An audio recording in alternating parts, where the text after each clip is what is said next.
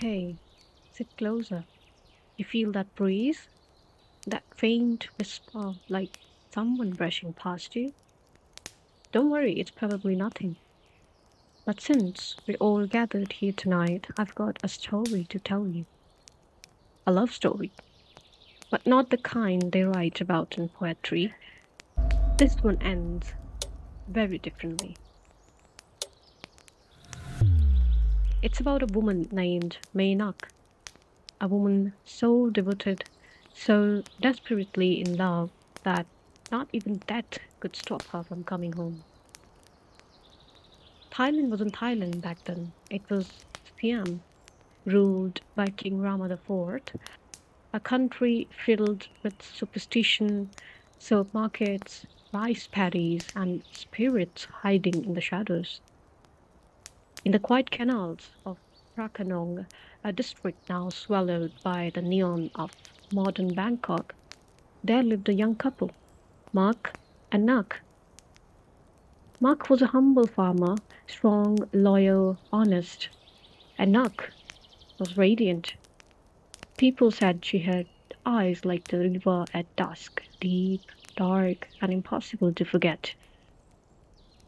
They married young, their love legendary, and when Nak became pregnant, their little bamboo hut by the water felt like paradise.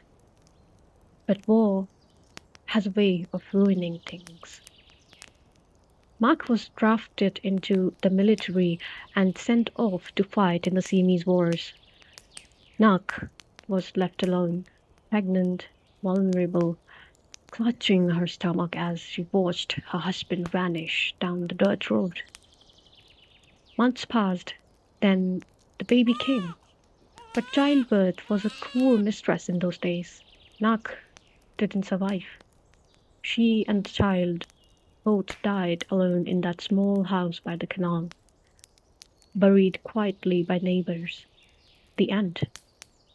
Only it wasn't. When Mark finally limped home months later, wounded but alive, he expected grief. Instead, Nak was there, smiling, alive, cradling their son in her arms. She welcomed him home as if nothing has happened, fed him, held him, even loved him. And he, poor, tired Mark, accepted it because who questions joy, right? He was home, his wife and children were alive, or so he thought.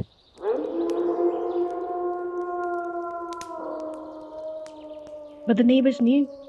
They had buried her themselves, they had seen her corpse, they had lit the incense and watched the monks chant prayers for her soul. So who was in that house? Some say Nak appeared still perfect. She never seemed to eat, never cast a shadow. Others say they saw her floating above the ground when she walked. And then came the lime. One evening, a neighbor passing by saw a lime roll under the house. Nak somehow reached for it, but not like you or I would. She stretched her arm, long, grotesquely long, until her hand slid under the floorboards to snatch it back. That was the moment the village froze in terror. They tried to warn Mark. One brave old woman even came to his door, whispered the truth in his ears. But she somehow vanished the next day. They say Nak became more possessive.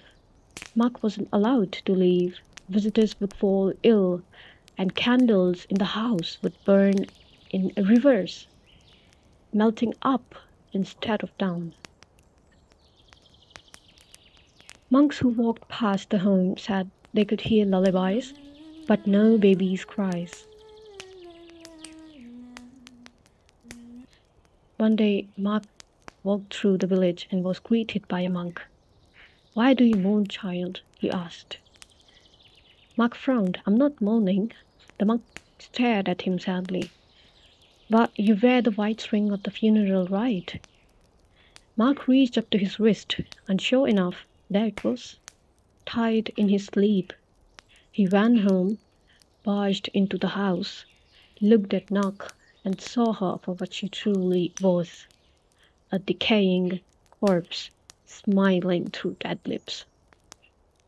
He screamed and fled. Mark ran straight into a temple, a place Nak couldn't follow.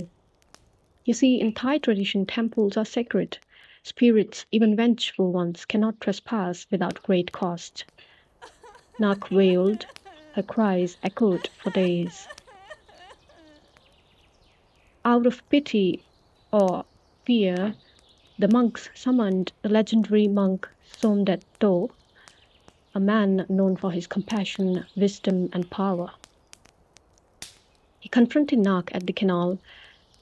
She rose from the water, eyes wild with pain. Why do you torment the living? He asked. Nak sobbed. I loved him. I still do. I just didn't know I was dead. I only wanted my family back.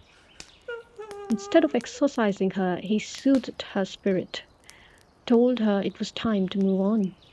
Some say he trapped her spirit in a clay pot and cast it into the Chao Phraya River. Others say he released her through prayer.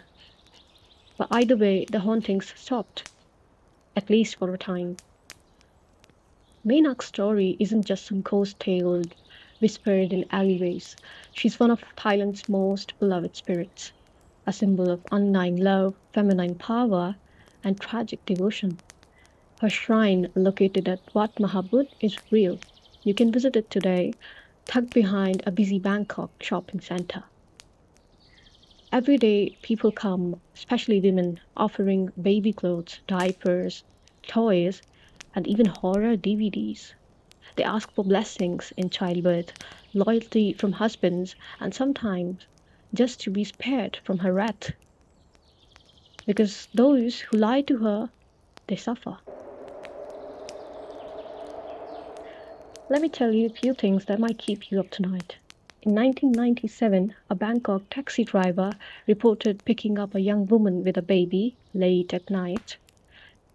She asked for a ride to Wat Mahabut. Halfway there, she vanished from the back seat. In 2005, a young couple mocked her shrine on Dare. They laughed, took selfies, knocked over an offering plate. 2 days later, their apartment caught fire. Only one survived, and he swore he saw a woman in white smiling through the flames.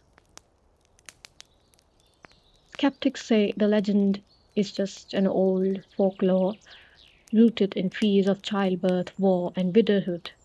But the cultural footprint is undeniable. Over a dozen films have been made about her. There's even a hit TV series.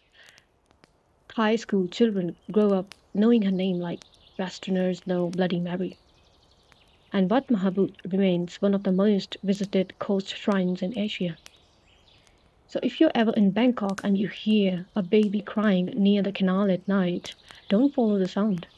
Don't call out, and whatever you do, don't say her name aloud after dark. Because love like hers, it waits, and sometimes it comes back home.